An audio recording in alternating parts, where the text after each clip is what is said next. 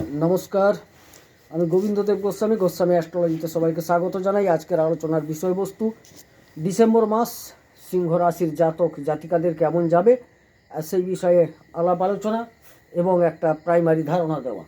যাই হোক, 2024 ডিসেম্বর মাসের যে গ্রহাবস্থান সংক্ষেপে বলে দিচ্ছি। সিংহ রাশি হচ্ছে কালপুরুষ চক্রের পঞ্চম ঘর, যার অধিপতি হচ্ছেন রবি। রবি কিন্তু বসে আছেন বর্তমান বৃশ্চিকে 15ই ডিসেম্বর পর্যন্ত। তারপরে তিনি চলে যাচ্ছেন ধনুতে থাকছেন। দ্বিতীয় অধিপতি বুধ চতুর্থে বৃশ্চিকে বসে আছেন, পুরো মাস ডিসেম্বর থাকবেন। তৃতীয় স্থান তুলা রাশির অধিপতি শুক্র কিন্তু 27 তারিখ পর্যন্ত থাকছেন মকরে, তারপরে তিনি কুম্ভে যাবেন। চতুর্থের অধিপতি মঙ্গল, তিনি নিচস্থ অবস্থায় দ্বাদশে কর্কট রাশিতে আছেন। চতুর্থে বুধ বসে আছেন। রবি 15ই ডিসেম্বর পর্যন্ত থাকছেন। পঞ্চমের অধিপতি বৃহস্পতি দশমে বক্রী অবস্থায় বসে আছেন এবং এইভাবেই থাকছেন। এবং পঞ্চমে 15 তারিখের পর রবি অবস্থান করছেন। ষষ্ঠের অধিপতি শনি সপ্তমে, ষষ্ঠে শুক্রদেব বসে আছেন। সপ্তমে শনি স্বগৃহে কুম্ভ রাশিতে বসে আছেন। অষ্টমের অধিপতি বৃহস্পতি দশমে বক্রী অবস্থায়, অষ্টমে রাহু বসে আছেন। নবম ভাগ্যস্থলের অধিপতি দ্বাদশে নিচস্থ অবস্থায় আছেন। দশমের অধিপতি শুক্র ষষ্ঠে অবস্থান করেছেন এবং দশমে বৃহস্পতি বসে আছেন। একাদশের অধিপতি এবং দ্বিতীয়ের অধিপতি বুধ চতুর্থে, আর দ্বাদশে বসে আছেন মঙ্গল নিচস্থ অবস্থায় পুরো মাস জুড়ে। এই হচ্ছে ডিসেম্বর মাসের গ্রহাবস্থান। এরই ভিত্তিতে আজকে আলোচনা। প্রথমে বলি 1 নম্বর ঘর অর্থাৎ সিংহ রাশির ঘর, শরীর স্বাস্থ্য নিয়ে আলোচনা করব। আজকের আলোচনায় যে মূল বিষয়বস্তু, আপনার শরীর স্বাস্থ্য কেমন থাকছে, মন মানসিকতা কেমন থাকছে, গৃহ পরিজন কেমন থাকছে, শিক্ষা, প্রেম, বিবাহ, দাম্পত্য, উপার্জন, কর্মক্ষেত্র সাফল্য এবং আদার্স অন্যান্য সব কিছু কেমন থাকছে সে বিষয়ে একটা আলোচনা। সুতরাং 1 নম্বর ঘর থেকে আমরা শরীর স্বাস্থ্যের আলোচনা করে থাকি। ডিসেম্বর মাসে দেখা যাচ্ছে যে শরীর স্বাস্থ্যটা মোটামুটি সিংহ রাশির জাতক জাতিকাদের ভালো যাবে।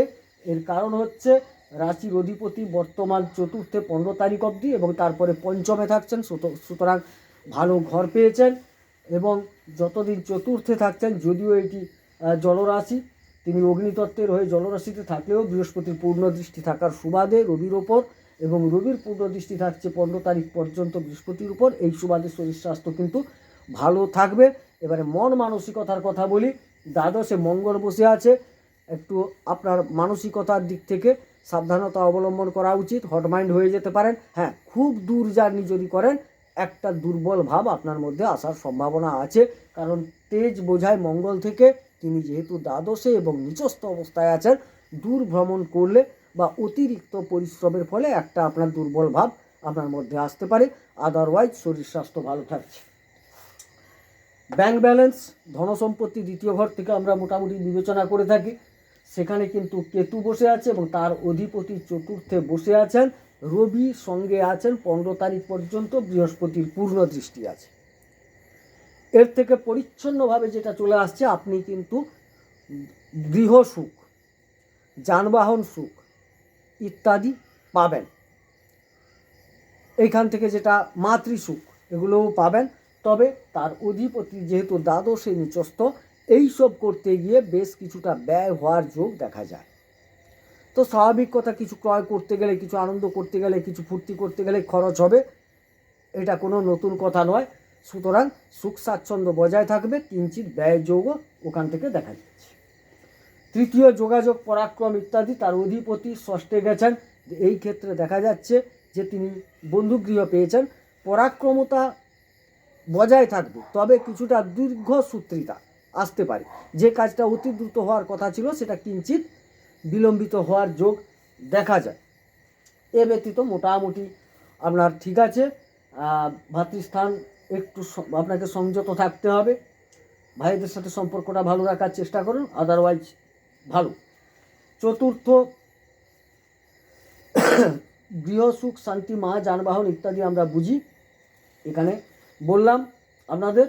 এবারে পঞ্চমে রবি চলে যাচ্ছেন, 15 তারিখের পর পঞ্চমের অধিপতি বৃহস্পতি দশমে, অর্থাৎ পঞ্চম অধিপতি কোণের অধিপতি হয়ে দশমে বৃহস্পতি যাওয়ার সুবাদে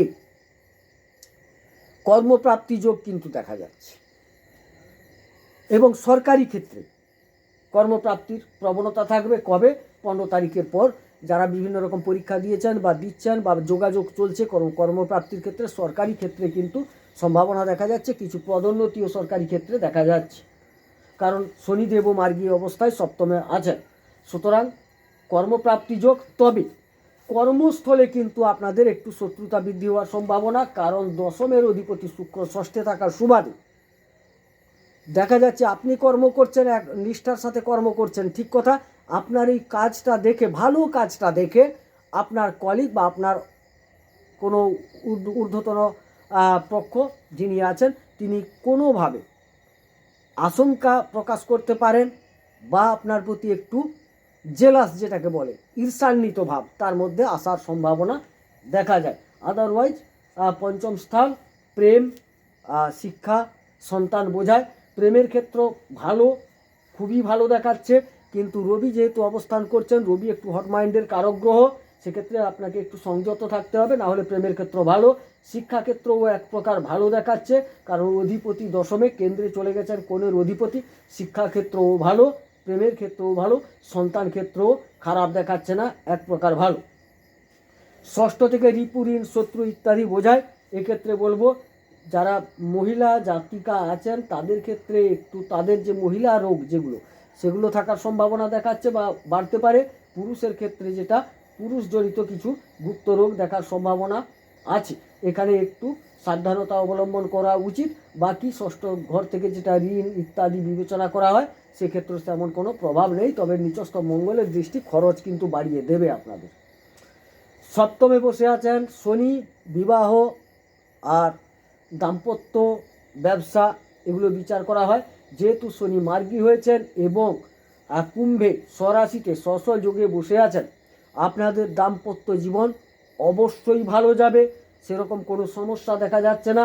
এবং সর্বোপরি যারা ব্যবসায়ী আছেন, অবশ্যই তাদের সময়টা ভালো যেতে চলেছে, অবশ্যই ভালো যেতে চলেছে। অতএব ব্যবসা কেন এবং দাম্পত্য জীবন কেন ভালো, যারা বিবাহ করতে চাইছেন অবশ্যই বিবাহ করতে পারেন, কোনো সমস্যা কিন্তু দেখা যাচ্ছে না।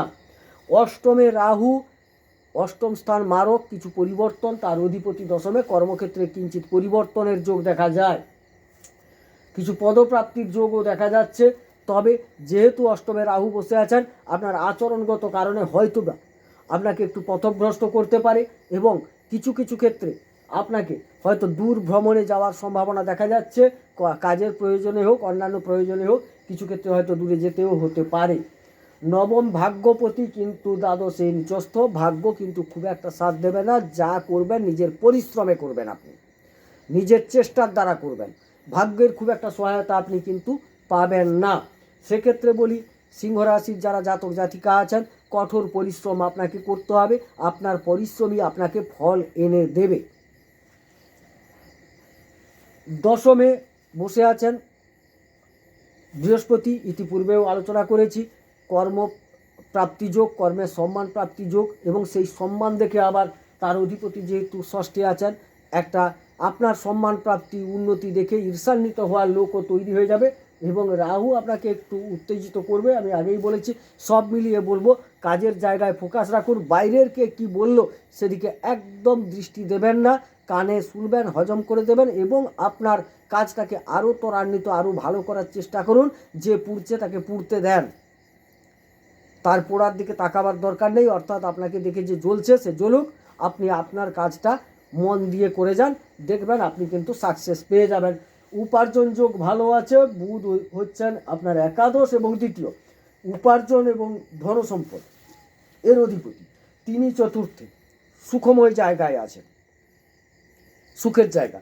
সুতরাং উপার্জন যোগ নিশ্চিত ভালো, খুব ভালো দেখাচ্ছে। সঞ্চয় হওয়ার যোগও বেশ ভালো, কিন্তু যেহেতু মঙ্গল দ্বাদশে, সেক্ষেত্রে কিছুটা ব্যয় করাবার সম্ভাবনা দেখা যাচ্ছে। সুতরাং উপার্জনটাকে সঞ্চয়ে পরিণত করার একটা প্রয়াস আপনাকে নিতে হবে, অবশ্যই অবশ্যই নেওয়ার দরকার আছে। এটা হচ্ছে একটা কথা।